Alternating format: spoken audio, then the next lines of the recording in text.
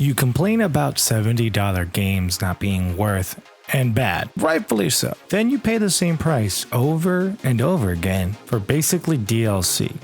You say you hate predatory monetization practice, and rightfully so, but then you give those companies billions for having it in their games. You say gaming has nothing to offer anymore and it's dying and it's boring, but you on command buy an annual installment of utter trash. There is no reason games need to be on an annual release cycle. What kind of ludicrous bullshit is that? Pick lane. Make a game that's an ongoing live service, or make a game that's a limited time entry.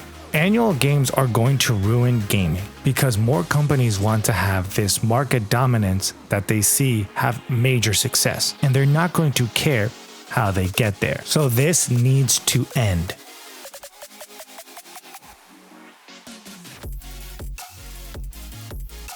Annual games are not healthy for the industry at all. They encourage shitty practices that are anti-consumer and honestly, flat out theft to a degree. It creates no incentive to build sustainable products. All they need to do is make it last long enough until the next entry. There are a variety of different issues with that sentiment. Cars and phones follow this model, but that kind of makes sense. Not everyone buys a new phone every year. Not everyone buys a new car every year. Most of the time, they buy them for an extended period of time, though not really for phones, but definitely for cars. Gaming is a piece of software. Do you know what you call a piece of software that charges you annually to keep access? A subscription.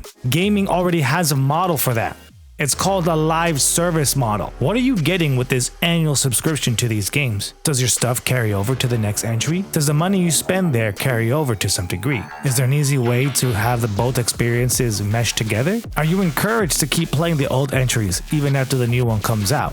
How does the player's base look after a year, after 2 years? Is it even safe to return to some of the old games? What is the value of you dropping $300 throughout the year? Like, what don't these gamers not realize that the things we hate coming from the gaming industry are directly a result of their shit decision making? Like, you cannot ask me to respect morons who drop $32,000? Are you fucking out of your... This is not a joking matter. Addiction is a serious issue. These systems are designed this way to be harmful and to be predatory to create these victims. They need your help. If you or a loved one really suffer from any form of addiction or mental illness that leaves you susceptible to these kinds of practices and impede your ability to make reasonable decisions, please seek help. This is not all on you, and you can get the help you need to regain control. Please. I don't want more people being taken advantage of. I won't change my mind. I think the loyal players of these games are a fucking cancer to gaming. But honestly, I will talk about that in my next video. Let's stay focused on annual games.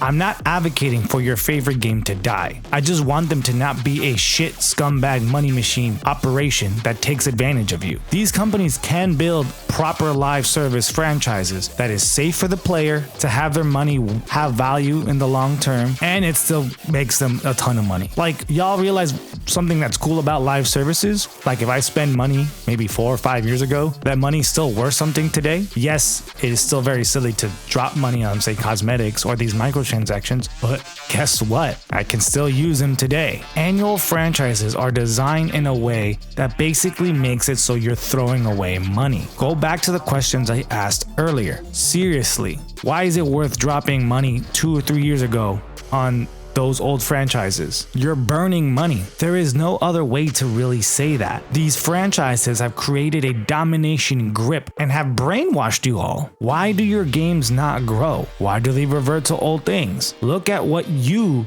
have become and look at what you have enabled. You hate when they try new things. So the next entry, they revert it. They stick to the same thing and you shit the bed. At this point, do you even know what you want from your favorite franchise? When Halo fucks up, when Battlefield fucks up, they sit with that because they have years to sit with that game. Sometimes the game turns out and ends up in a better state and even regains some popularity. Honestly though, sometimes they do miss the mark completely.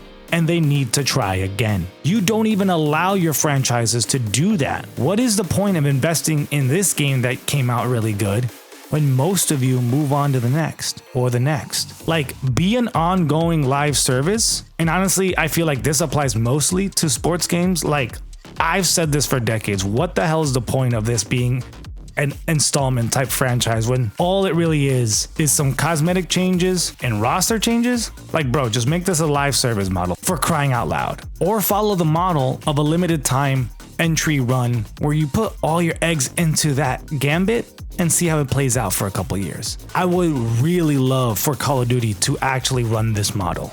Either way, pick a fucking lane. Nothing good is coming from a game being an annual release. Congratulations, you got market dominance now. And what did we get for that? The game quality is suffering. The players are getting exploited. Heck, the developers aren't even safe half the time, even though billions are being made. All it's doing is creating a justification to bring out the worst types of practices. This needs to end.